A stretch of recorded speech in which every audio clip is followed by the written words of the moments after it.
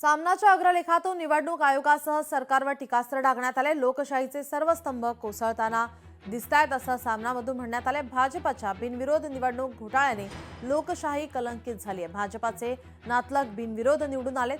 कुणाला कसं बिनविरोध निवडून आणायचं हे आधीच ठरतं असं सामनाच्या अग्रलेखामध्ये म्हणण्यात आलंय। सामनाच्या अग्रलेखात नेमकं काय म्हटलं आपण पाहूयात ग्राफिक्सच्या माध्यमातून। भाजपचे हस्तक म्हणून काम करणारे ज्ञानेश कुमार फक्त दिल्लीतच नाहीत,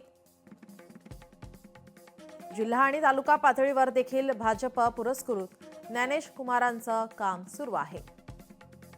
कुणाचे अर्ज फेटाळायचे, बाद करायचे, कुणाला बिनविरोध निवडून आणायचे यावर आधीच निर्णय होता। भाजपचे नातलग बिनविरोध निवडून आले। जामनेर दोंडाईचा अनगर येथे लोकशाहीची हत्या झाली। तेथील विरोधी उमेदवारांना भाजपने जबरदस्तीने अर्ज मागे घ्यायला लावले। त्यासाठी धमक्या देण्यात आल्या। अशा वातावरणात निवडणूक घेणे हे राज्याला शोभणारे नाही।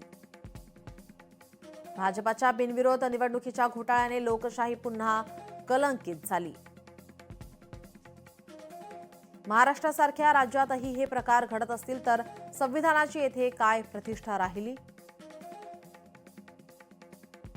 लोकशाहीचे सर्व स्तंभ कोसळताना दिसत आहेत।